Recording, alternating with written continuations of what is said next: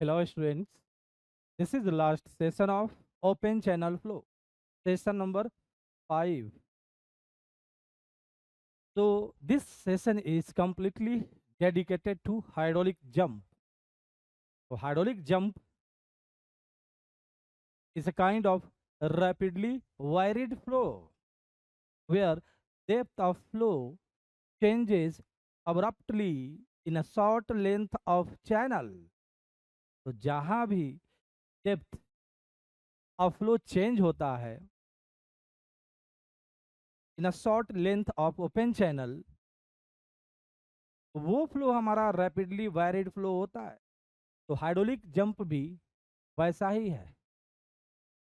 Depth of flow कम है और short length में ही ज़्यादा हो गया ये, राइट। ये सब कुछ समझेंगे कि ऐसा हुआ कैसे। इसका फाउंडेशन हम लोग स्पेसिफिक एनर्जी में क्रिएट कर चुके हैं। तो with the help of specific energy concept we can easily realize phenomenon of hydraulic jump, right? Hydraulic jump when the flow changes from supercritical to subcritical. In case of supercritical flow, Prandtl number is greater than 1, and in case of subcritical flow, Prandtl number is less than 1. We have already seen that while learning concept of a specific energy for a given specific energy, there are two possible depth of flow. One depth of flow which is less than critical depth of flow, in which velocity is greater than critical velocity of flow, Prandtl number greater than 1, flow supercritical, right? So we have a depth corresponding to supercritical flow, and for same specific energy of the flow we have a depth greater than critical depth of flow, velocity less than critical velocity, Prandtl number less than 1 for subcritical flow, right? So for a given specific energy, two possible flows are supercritical and subcritical, right? तो hydraulic jump में वही होता है कि अपने alternate depth को achieve करता है ये। अगर फ्लो सुपर क्रिटिकल है तो वो बनना चाहेगा सब क्रिटिकल, मोस्ट स्टेबल हमारा डेप्थ फ्लो जो होता है सब क्रिटिकल, तो सब क्रिटिकल बनना चाहेगा वो। अल्टरनेट डेप्थ पढ़ा है आपने। और given in specific energy there are two possible depth of flow, right. so these depths are called alternate depth. अगर flow for a given specific energy super critical है, अपने मोस्ट स्टेबल फ्लो कंडीशन को achieve करने के लिए सब critical flow के corresponding जो इसका अल्टरनेट डेप्थ है को अचीव करेगा। इसीलिए फ्लो जो है ना अपनी डेप्थ को सडन चेंज करेगा in a short length of the channel. This phenomenon is called hydraulic jump. इसमें एनर्जी लॉस भी होती है, तो वो डेप्थ अचीव ना करके उससे लेस डेप्थ अचीव करेगा due to loss in specific energy in hydraulic jump. Hydraulic jump turbulent nature के होते हैं, तो उसमें स्पेसिफिक एनर्जी का लॉस होगा, तो उससे लेस जितना लॉस हुआ है उतना उसमें से उसके स्पेसिफिक एनर्जी में से सब्सट्रैक्ट कर दीजिए। और जंप जो स्पेसिफिक एनर्जी है उसमें से लॉस को सब्सट्रैक्ट कर दीजिए। अब जो स्पेसिफिक एनर्जी आएगा उसके करस्पॉन्डिंग सब क्रिटिकल फ्लो का जो डेप्थ होगा, फ्लो उस डेप्थ को अचीव करेगा। ये डेप्थ सेक्वेंट डेप्थ कहलाते हैं। सब कुछ हम देखेंगे डिटेल से। When the flow changes from supercritical to subcritical, this result in an abrupt rise of water accompanied by turbulent rollers is called as hydraulic jump or a standing wave. The change in flow regime takes place over a relatively short reach of channel, so it is a local phenomenon. Therefore, boundary friction is relatively small and in many cases insignificant. So, dear students, we will neglect friction due to channel bed side wall, right? Hydraulic jump के case में हम इसको neglect कर देंगे क्योंकि short length में हो रही है, तो इनसिग्निफिकेंट जो है ना बाउंड्री फ्रिक्शन लॉस होंगे, right? A hydraulic jump will form when water moving at supercritical velocity in a relatively shallow stream, depth of flow क्या होगी, कम होगी, shallow stream होगा, strikes water having large depth and subcritical velocity, यानी कि अपनी depth को वो बढ़ा लेगा. Example, downstream of sluice gate, you will see hydraulic jump at the bottom of a spillway. Will see hydraulic jump, irrigation canal falls. You will see hydraulic jump. So, dear friends, this is a sketch of hydraulic jump. At section 1.1, y1 is the depth of flow. This is free surface. And v1 is the velocity of flow. So here flow is supercritical. Y1 is less than critical depth of flow. So v1 is greater than critical velocity. Fraud number is greater than 1. Flow is supercritical. So at section 1.1, flow condition is supercritical. इस supercritical flow regime को ये सब critical में convert करेगा, तुरंत convert करेगा. तो ज़्यादा लेंथ नहीं कंज्यूम किया है अपनी डेप्थ को बढ़ाने में. अब फ्री सरफेस देखो यहाँ पर आ गई. तो this is the depth of flow at the end of hydraulic jump, यानी इतने डेप्थ ऑफ फ्लो को इतना कर लिया. आप ये आसानी से देख सकते हैं, स्पिलवे हो या जो है ना किसी हाइड्रोलिक स्ट्रक्चर से डैम हमारा जो है ना वाटर को स्टोर करके रखा हुआ, उसमें आप स्पिलवे कंस्ट्रक्ट कर दीजिए, वियर लगा दीजिए. जब फ्लो होगी ना, जब नीचे आएगा तो सैलो स्ट्रीम रहेंगे, लेकिन बाद में फिर से जो है ना स्ट्रीम की डेप्थ बढ़ जाती है ना, फ्लो की डेप्थ बढ़ जाती है. तो यही फेनोमेनन हमारा हाइड्रोलिक जंप कहलाता है. तो जब जंप होती है तो you will see turbulent roller like this. यहाँ पर एडीज का फॉर्मेशन होगा इस तरह से. वाटर केस में आप देखेंगे एकदम जो है ना इस तरह का जो है ना क्रिएट होगा. ऐसे तो वाटर ट्रांसपेरेंट होते हैं अगर प्योर है तो, लेकिन अब जो ना यहाँ व्हाइट व्हाइट दिखेगा क्योंकि फ्लो यहाँ पर टर्बुलेंट होती है. इसी की वजह से एनर्जी लॉस सिग्निफिकेंट होते.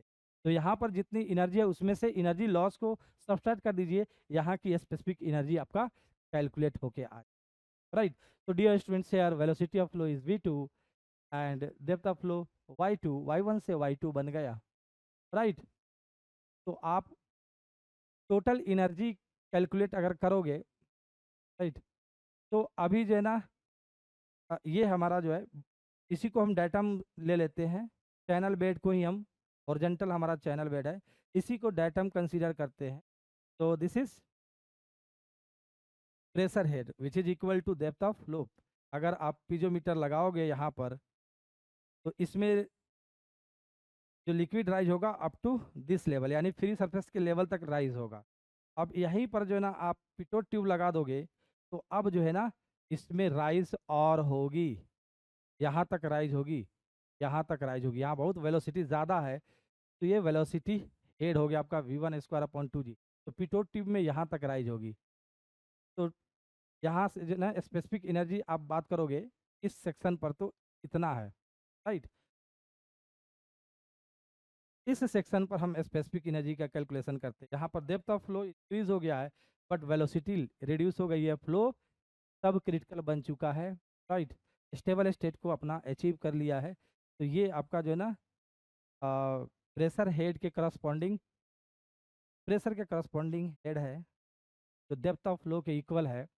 और इसमें जो है ना इतना जो हेड है वो वेलोसिटी की वजह से है। तो आप देखोगे यहाँ से यहाँ तक आ गया, this is loss of specific energy, loss of energy due to this turbulent roller in hydraulic jump. बात समझ में आ गई ना, बहुत इजी हो गया कि नहीं। तो स्पेसिफिक एनर्जी का कॉन्सेप्ट जो हम लोगों ने बहुत अच्छे से लर्न किया है, उसकी वजह से ये चीज़ें बहुत आसानी से समझ में आ गई कि क्यों फ्लो जो है ना अपनी डेप्थ को चेंज करेगा। क्योंकि यहाँ पर सुपर क्रिटिकल स्टेट में था, तो सुपर क्रिटिकल से सब क्रिटिकल बनेगा, इसलिए अपनी डेप्थ को चेंज किया। चेंज करने की वजह से यहाँ पर आपको एडिज फॉर्मेशन दिखा, टर्बुलेंट रोलर दिखा, इसकी वजह से एनर्जी का लॉस हुआ, राइट। तो loss in hydraulic jump we can easily calculate difference between specific energy at this section, right. During hydraulic jump, the supercritical stream jumps to meet its alternate depth. Dear students, at section 1.1, this is the specific energy E1, right? And dear friends, this is supercritical flow and corresponding depth is Y1. क्योंकि 1.1 पर flow supercritical है और depth of flow Y1 है, velocity V1 है। तो ये जो है ना इसी स्पेसिफिक एनर्जी के करस्पॉन्डिंग एक डेप्थ आपको यहाँ पर भी मिल रहा है, this is specific energy curve. तो corresponding to this specific energy there are two possible depths of flow, y1, ये लाइन जहाँ एक यहाँ पर इंटरसेक्ट करेगा एक यहाँ करेगा, तो इसके करस्पॉन्डिंग y1 और ये आपका y1 बार, राइट। तो ये इसकी टेंडेंसी है कि मैं y1 से y1 बार हो जाऊं, लेकिन ड्यू टू टर्बुलेंट रीजन और रोलर एनर्जी का लॉस हो गया, तो अब स्पेसिफिक एनर्जी 2 पर E1 ना होकर E1 से लेस होगा। तो अब स्पेसिफिक एनर्जी सेक्शन 2 पर E2 हो गया जो E1 से लेस हो गया, इतना लॉस हुआ है ड्यू टू जंप। अब इसके करस्पॉन्डिंग सब क्रिटिकल फ्लो का जो डेप्थ होगा वो कौन सा है, ये है। ये आपका जो डेप्थ ऑफ फ्लो क्या है, ये जो है ना क्रिटिकल फ्लो के करस्पॉन्डिंग डेप्थ है, दिस इज YC। तो ये YC है, तो YC से बड़ा डेप्थ ऑफ फ्लो है, तो वेलोसिटी जो है ना इसके करस्पॉन्डिंग जो वेलोसिटी क्रिटिकल वेलोसिटी होता है उससे कम होगा, रॉड नंबर लेस देन 1 होगा, फ्लो आपका सब क्रिटिकल होगा। तो इसको अचीव कर, राइट। इसलिए मैंने y1 प्राइम जो सब क्रिटिकल फ्लो के करस्पॉन्डिंग डेप्थ है फॉर दिस स्पेसिफिक एनर्जी, इसकी अचीव करने की चाहत होगी, इसको अचीव करने की चाहत होगी, लेकिन due to loss specific energy घट गई है। तो अब इस स्पेसिफिक एनर्जी के करस्पॉन्डिंग सब क्रिटिकल फ्लो के लिए डेप्थ क्या है वो अचीव कर लेगा, इसलिए ये y1 है। और after hydraulic jump at the toe of jump this is the depth of flow, and at the end of jump this is the depth of flow y2। तो y1 से y2, तो jump कितने का हुआ, y2 minus y1, इसको भी हम लोग डेराइव करेंगे, राइट। तो ये आपका जो ना y1 है, y1 प्राइम क्या कहलाता है, for a given specific energy these are called alternate depth, right. लेकिन ये y1 है, ये y2 क्या कहलाएगा, सेक्वेंट डेप्थ। बात समझ में आ गई। Toe of jump, section 1.1, where the incoming supercritical stream undergoes an abrupt rise in depth, forming the commencement of jump is called as the toe of jump। Beginning jump का section 1.1 पर हो रहा है, तो ये आपका toe of jump कहलाता है। End of jump, it is the point at which roller formation terminates and water surface is leveled। water surface leveled हो गया है, जो आपका y2 जो बन रहा है ना डेप्थ ऑफ फ्लो, वहाँ पर देखिए लेवल्ड वाटर सरफेस हो गई, इस तरह से जंप में इंक्लाइन था, लेवल्ड में अब हॉरिजॉन्टल बन गया है, राइट। हाँ y1 हॉरिजॉन्टल और फिर जो है ना y2 हॉरिजॉन्टल अचीव कर लिया, बीच में जो है ना इस तरह से डेप्थ इंक्रीज किया। तो अब लेवल्ड ऑफ हो गई फ्री सरफेस, जहां पर टर्बुलेंट रोलर टर्मिनेट्स किया है, वाटर सरफेस लेवल्ड हो गया है, वो है आपका end of jump. Length of jump, distance between toe of jump section 11 end the end of jump section 22 is called as length of jump. ये आपका जो था यहाँ पर y1 था और यहाँ जो है ना y2 बन गया। This is the length of jump and this is very short length. तो शॉर्ट लेंथ में जब डेप्थ ऑफ फ्लो चेंज होगी, so this is rapidly varied kind of flow. Assumptions while deriving useful formula in hydraulic jump, वो क्या देखिए, the portion of hydraulic jump is considered as the control volume. तो यहाँ पर depth of flow y1 है और यहाँ पर डेप्थ ऑफ फ्लो क्या हो गया, y2 हो गया, राइट। इधर जो है ना आपका देखिए इस तरह का जो है ना सरफेस है, यहाँ लेवल्ड था, फिर यहाँ लेवल्ड हो गया, राइट। तो ये जो है ना आपका रीजन है, इसी को हमने कंट्रोल वॉल्यूम कंसीडर कर लिया, राइट। तो यहाँ पर हाइड्रोस्टेटिक फोर्स इधर वाले लिक्विड से F1 लग रहा होगा और इधर से हाइड्रोस्टेटिक फोर्स इधर वाले लिक्विड से F2 लग रहा होगा इस कंट्रोल वॉल्यूम पर। हमने ये कंट्रोल वॉल्यूम इस जंप को सराउंड करता हुआ डिफाइन किया, राइट। तो ऑन दिस कंट्रोल वॉल्यूम, ये जो फ्लूइड मास है जंप वाले रीजन में, इसको हमने कंट्रोल वॉल्यूम बोल दिया। अब यहाँ पर जो है ना मोमेंटम इंटर कर रहा है और यहाँ से मोमेंटम लीव कर रहा है। इंटरिंग मोमेंटम कितना है, रो क्यू v1, और लिविंग मोमेंटम कितना है, रो क्यू v2। डिस्चार्ज सेम है, राइट। तो rate of change of momentum क्या हो जाएगा, मोमेंटम रेट है, ये मोमेंटम रेट हो गया। Entering momentum rate, leaving momentum rate, तो rate of change of momentum क्या हो जाएगा, m2 minus m1 is equal to net forces acting on this jump fluid mass. Hydraulic jump का जो फ्लूइड मास है यानी कि कंट्रोल वॉल्यूम पर लगा हुआ नेट फोर्स क्या है, बहुत सिंपल है। इधर से F1 हाइड्रोस्टेटिक फोर्स, इधर से F2, और वेट का जो है ना, ये जो है ना हॉरिजॉन्टल के पैरेलल है, ये हॉरिजॉन्टल के पैरेलल है, राइट। और ये इंक्लाइन होने की वजह से, बेड इंक्लाइन होने से, थीटा इंक्लाइनेशन एंगल है, तो ये लाइन जो है ना अलोंग द चैनल कंसीडर किया गया, parallel to the bed consider किया गया है। बेड हॉरिजॉन्टल से कितना एंगल पर, ये हॉरिजॉन्टल है थीटा, तो दिस इज थीटा, ये क्या हो जाएगा 90 डिग्री माइनस थीटा, राइट। तो वेट का एक कंपोनेंट, इसके अंदर जो वेट है कंट्रोल वॉल्यूम के अंदर, ये जो मास है हाइड्रोलिक जंप में, इसका वेट W है, इसका एक कंपोनेंट इधर कितना हो जाएगा, बोलिए, इसके लॉन्ग, इसी के लॉन्ग ना F1 लग रही है, ये बेड के पैरेलल F1 लग रही है, बेड के पैरेलल, तो बेड के पैरेलल वेट निकालोगे आप तो W साइन थीटा हो जाएगा, राइट। अब जो है ना इस वाले पर फ्रिक्शन फोर्स भी लगेंगे बाउंड्री से, Fs opposite to the direction of flow, जिसको हम नेगलेक्ट कर देंगे। बात समझ में, थीटा बहुत स्मॉल है तो W साइन थीटा भी हमारा लगभग 0 ही हो जाएगा। F1 क्या हो जाएगा, यहाँ पर आपको पता है हाइड्रोस्टेटिक फोर्स यहाँ पर क्या होगी, यहाँ पर हाइड्रोस्टेटिक फोर्स याद है। अब क्या करते हो, pressure at the centroid of this area, ये एरिया इस तरह का हो सकता है ना, चैनल का क्रॉस सेक्शन इस तरह हो सकता है, तो जो है ना इसके सेंट्रोइड पर प्रेशर कितना होगा, रो जी y1 बार, ये सेंट्रोइड पर प्रेशर हो गया, राइट। इसकी एरिया A1, तो ये तो लगेगा कैसे, इस इस पर जो है ना इस तरह से लगेंगे। अब इसको घुमा लीजिए इधर, तो कॉस थीटा लगा दीजिए बेड का जो, उसी तरह यहाँ का भी जो नहीं F2 भी हमारा कैलकुलेट हो जाएगा, रो जी y2 बार A2 कॉस, सब कुछ हमने डिफाइन कर लिया। आप जो है ना मोमेंटम इक्वेशन लगाइए और रिजल्ट पाइए, F1 माइनस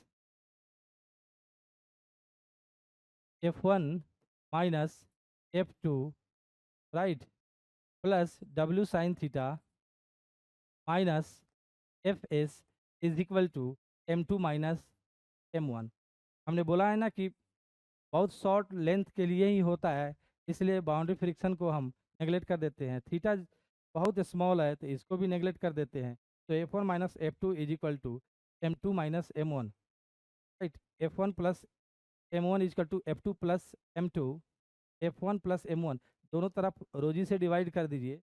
तो आपको देखने में क्या दिख रहा है, ये भाई ये टर्म जो है ना कांस्टेंट हो गया, ये चेंज नहीं हो रहा है। Force plus momentum rate upon rho g is constant, right. We observe that specific, इसे स्पेसिफिक फोर्स करते हैं। Specific force is constant under frictionless and horizontal surface. Horizontal surface के लिए थीटा हम 0 ले लेंगे। हमने हॉरिजॉन्टल सरफेस कंसीडर किया है। हाइड्रोलिक जंप जो है ना हॉरिजॉन्टल सरफेस पर हो रही है, y1 से y2, राइट। इस तरह से हॉरिजॉन्टल पे हो रही है तो थीटा को ऐसे भी नेगलेक्ट आप कर लीजिए। एंड फ्रिक्शन लेस ही हम समझ लेते हैं, फ्रिक्शन को हम नेगलेक्ट कर देते हैं। तो फ्रेंड्स जो है ना ये आपका स्पेसिफिक फोर्स है, तो एक्सपेंड कीजिए। तो ये क्या है, रोजी ए वाई बार कॉस थीटा आपका जो है ना 1 हो जाएगा जब हॉरिजॉन्टल सरफेस ले लेंगे, इंक्लाइनेशन नहीं रहेगा चैनल बेड में। तो वही चीज़ एम रो क्यू भी हो गया अपन गामा, और इस तरह से रीअरेंज करके आपका क्या आया, ये आपका कांस्टेंट हो गया, right. A Y bar plus Q A square upon A G. अब ये जो है ना हॉरिजॉन्टल चैनल बेड के लिए हाइड्रोलिक जंप का एक इनिशियल फार्मूला हो गया, इसी से सब कुछ हम कैलकुलेट करेंगे। Consider a horizontal frictionless and rectangular channel of width B. Horizontal frictionless, horizontal में थीटा हमारा 0 हो जाएगा, इसलिए वो मॉडिफाई हो गया। और फ्रिक्शनलेस हमने एज्यूम किया तो हमारा जो है ना एफ एस गायब हो गया। उसके लिए हम ये चीज़ लिख सकते हैं ना, ये result horizontal frictionless channel bed के लिए ही लिया गया था ना। तो अब जो है ना हमारा चैनल का क्रॉस सेक्शन क्या है, रेक्टेंगुलर है, राइट। डेप्थ ऑफ फ्लो जो ना वाई है, width of the channel D है, वाई बार आपको पता है कितना होगा, Y by depth of flow by 2। Centroid का फ्री सरफेस से डिस्टेंस कितनी होगी, Y bar, right. Height of centroid from the free surface जो डेप्थ है उसका होगा। बात समझ में आया डियर फ्रेंड्स। तो एरिया क्या हो जाएगी, बी इंटू वाई, एरिया की जगह पर बी वाई कर दिया, वाई बार की जगह पर वाई बाई 2 कर दिया, Q A square upon B Y G is equal to constant. ये सब मॉडिफाई करके ये रिजल्ट हमें इसके लिए horizontal frictionless rectangular channel of width B, small Q आपको पता है ना, टोटल जो डिस्चार्ज हो रही है upon width of the channel, this is small Q, right. Discharge per unit width of rectangular channel, right. अब हम देखते हैं कि भाई जो है ना ये चीज़ कांस्टेंट है, तो 1 पर जितना इसकी वैल्यू होगी सेक्शन 2 पर भी वही होगी, राइट। तो अब हम जो है ना 1 और 2 पर जो है ना इसको लिखते हैं और दोनों को इक्वेट कर देते हैं, क्योंकि ये वैल्यू कांस्टेंट है। यहाँ से हमारा y1 एंड y2 निकल जाएगा, right. At the start of hydraulic jump depth of flow corresponding to supercritical and at the end of jump depth of flow corresponding to subcritical flow y2 and y1 दोनों हमारा calculate होके आ जाएगा। तो friends जो है ना हमने इस दोनों टर्म को इक्वेट किया, ये जो Q square upon G common लिया, फिर जो है ना सिंप्लीफाई करते हैं। तो after simplification we are getting this result. इसमें जो है ना आपका डेप्थ ऑफ फ्लो इन्वॉल्व है y1 and y2 before and after hydraulic jump, right. अब जो है ना फ्रॉड नंबर को इसमें इम्प्लीमेंट करते हैं। तो फ्रॉड नंबर आपका क्या होता है friends, Froude number is equal to velocity of flow upon G cross sectional area of the flow upon top width. This is definition of Froude number, dimensionless number. ये भी velocity का ही unit देगा तभी dimensionless बनेगा। और rectangular channel area आपका कितना है, बी इंटू वाई है, टॉप विड्थ कितना है जितना बॉटम विड्थ है, राइट। ये कैंसिल हो गया, जी वाई हो जाएगा। तो फ्रॉड नंबर आपका जो है क्या बने, B upon square root of G Y. B के जगह पर आप क्या लिखोगे, discharge upon cross sectional area, तो क्यू अपॉन बी वाई। ये Q upon B small Q हो गया, इस तरह से आ गया। यानी कि अब स्क्वायर कर दीजिए दोनों तरफ, F square equal to Q square upon G Y Q हो जाएगा। ठीक है, ये आपका जो है ना रॉड नंबर का एक्सप्रेशन हो गया फॉर रेक्टेंगुलर चैनल के लिए, राइट। बोलिए डियर फ्रेंड्स, अब जो है ना फ्रॉड नंबर सेक्शन 1.1 पर कितनी होगी? सेक्शन 1.1 पर फ्रॉड नंबर 1 से बड़ा आएगा क्योंकि वहाँ फ्लो सुपर क्रिटिकल है। तो F one equal to Q square upon G Y one square, F two square equal to section 2 पर Froude number F two, so F two square upon Q square upon G Y two Q, right. जो है ना ये देखिए Q square upon G equal to इतना होता है ना, तो क्यू स्क्वायर अपॉन जी यहाँ पर क्या हो जाएगा, F one square Y one cube, इसमें 2 से मल्टीप्लाई कर दीजिए, तो 2 F one square Y one cube is equal to this value. Froude number implement हो गई, राइट। तो यहाँ से जो है ना इस तरह आप F2 को भी यहाँ पर डाल सकते थे क्यू स्क्वायर अपॉन जी के जगह पर, तो F2 आ जाता, वो F2 इन्वॉल्व हो जाती फार्मूला में, तो हम F1 इन्वॉल्व करके अल्टरनेट जो हमारा डेप्थ है सेकेंड डेप्थ, उसके बीच में रिलेशनशिप जो ना एस्टेब्लिश करते हैं, क्वाड्रेटिक इक्वेशन आया, इसके रूट निकाले, तो y2 अपॉन y1 देख लीजिए ये आया फ्रॉड नंबर को इन्वॉल्व करते हुए 1/2 square root of 1 plus 8f1 square minus 1। इस पर आपके गेट के प्रॉब्लम आए हुए हैं। तो कॉन्सेप्ट से लर्निंग के बाद जो है ना इसमें कौन सा क्या है, ये अब आपको मुझे बताने की जरूरत नहीं है, ये आपके लाइफ टाइम के लिए रह गया। अगर आप बैंकिंग सेक्टर में नहीं जाएंगे, जनरल कंपटीशन की तरफ नहीं जाएंगे, एग्रीकल्चर इंजीनियरिंग को यूटिलाइज करेंगे, उसी का रोटी खाएंगे जीवन भर, तो ये आपके काम में आएगा। काम में नहीं भी आया तो इसके मीनिंग आपको समझ में आया, जब भी दिखेगा समझ में आ जाएगी चीज़ें है क्या।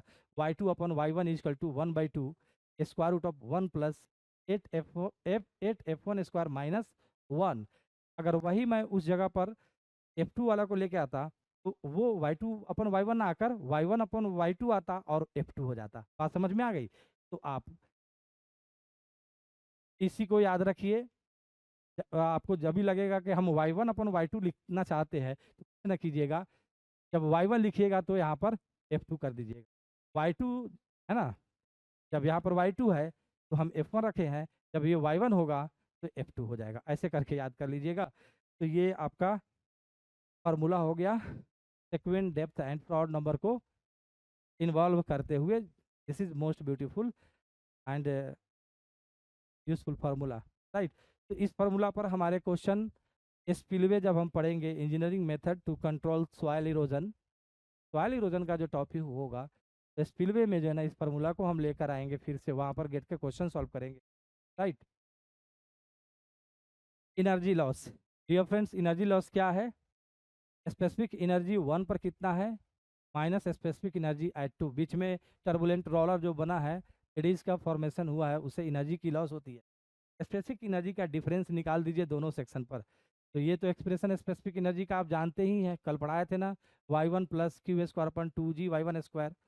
यह स्पेसिफिक एनर्जी सेक्शन 2 पर हो गया, डिफरेंस ले लिए, इस तरह से आया। और ये जो अभी जब जस्ट डिराइव किए हैं ना 2q स्क्वायर अपन जी इजकल टू इतना, तो क्यू स्क्वायर अपन जी के जगह पर यहाँ से क्यू स्क्वायर अपन जी निकाल कर डाल दीजिए, और फाइनली जो है ना बहुत ही सिंपल एनर्जी लॉस का फॉर्मूला आ गया, y2 minus y1 whole cube अपन 4y1 y2। सारे जो है ना चीज़ें क्लियर है। Height of jump, right, depth of flow after jump y2 and depth of flow before jump y1। तो हाइट ऑफ जंप यही है y2 minus y1।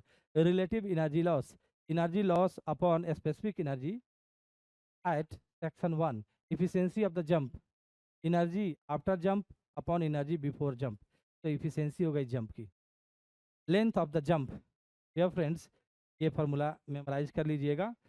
Height of the jump का जो है ना ये आपका 6.9 टाइम्स होता है, almost 7 times of height of the jump. ये भी याद रहेगा आपका इजीली से है। Length of jump is the horizontal distance between toe of the jump to section where the water surface levels off after reaching the maximum depth. The length of jump is required while selecting the apron length and the height of the side wall of stealing basin.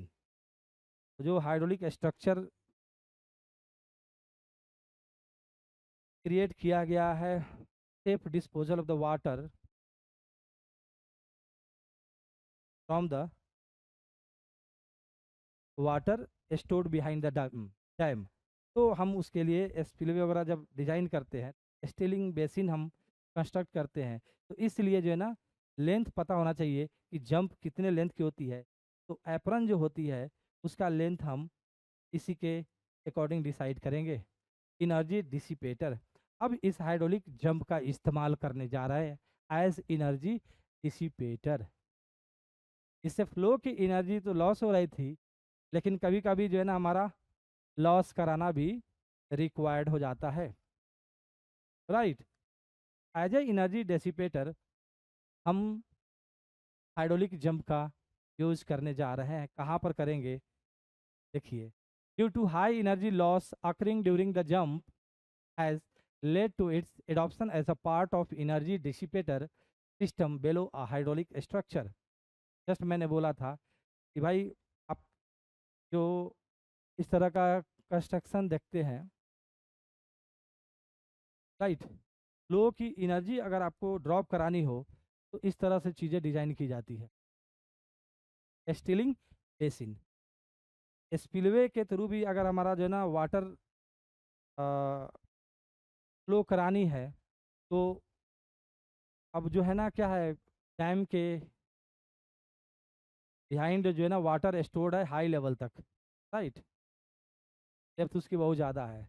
तो वहाँ से water हमें suppose कर लो जो है कनाल में, river में dispose करना है सेफली, राइट। तो जो है, जो हमारा कनाल है उसके वॉल या जो बॉटम है, वो जो है ना वहाँ पर सॉइल इरोजन ना हो, उसके उसके लिए जो है वहाँ से आने वाली हाई एनर्जी, जो डैम से जो पानी आ रही है उसकी हाई एनर्जी को हम डेसिपेट कराएंगे हाइड्रोलिक जंप करा के, राइट। तो ये स्टीलिंग बेसिन कंस्ट्रक्ट किया जाता है। पानी जो है इधर से स्लाइड करते हुए आएगा, यहाँ शूट ब्लॉक्स देख रहे हैं, यहाँ पर एरेशन होगी उसकी, एयर उसके अंदर इन करेंगे, स्ट्रीम को अलग अलग डिवाइड कर दिया, फिर बफल्स पायर्स लगे हुए हैं, राइट। यहाँ पर जो है ना जंप होगा, हाइड्रोलिक जंप होने वाले हैं, राइट। यहाँ पर भी एनर्जी का लॉस होंगे, और फिर यहाँ पर आपका एंड सेल दिया हुआ है, तो पानी को उछाल कर भेजेगा ताकि इसके एंड में जो है ना इरोजन ना हो स्टीलिंग बेसिन के, राइट। तो इसके जो ना स्टीलिंग बेसिन के एलिमेंट्स जो है अपर्टेनांसेस है, shoot blocks, baffle pierce, and seal, right. ये सब एनर्जी लॉस कराने में हेल्प करेंगे, क्लियर। तो फ्रेंड्स जो है ना ये हम बाद में डिटेल में डिस्कस करेंगे।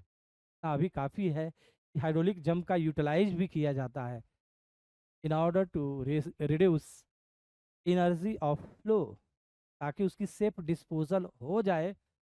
जो डाउन साइड में हमारा कनाल है, गली है, उसमें सॉइल की इरोजन ना हो, राइट। तो guys, rest of this session, इसके कुछ प्रॉब्लम्स आए हुए हैं, वो प्रॉब्लम मैं करा दूंगा, ठीक। बहुत easy problem, direct formula putting problems है, वो प्रॉब्लम करा दी जाएगी। यहाँ पर आपका फ्लूइड मैकेनिक्स फिनिश होता है। अब हमारा स्टार्ट होगा हाइड्रोलॉजी, बहुत ही इम्पॉर्टेंट गेट के लिए टॉपिक है। काफ़ी क्वेश्चन इस साल भी पूछे गए हैं हाइड्रोलॉजी से, बहुत ही इंटरेस्टिंग है, 100% कॉन्सेप्चुअल, बहुत ही इंटरेस्ट आएगा, और मार्क्स स्कोरिंग भी है, यानी कॉन्सेप्ट से पढ़ गए छूटने वाले नहीं है। फ्लूइड मैकेनिक्स में भी वही कहानी है, तो अच्छे से पढ़ गए तो इसके प्रॉब्लम्स 100% आपसे करेक्शन के, मतलब कि तो उसमें करेक्शन भी होगी, ऐसा नहीं कि अंदाज से बन गया पता नहीं सही है कि गलत है, करेक्शन आएगी, ठीक है। तो गाइस वी स्टॉप दिस। धन्यवाद आप लोग का जो आप मन लगा के पढ़ रहे हैं।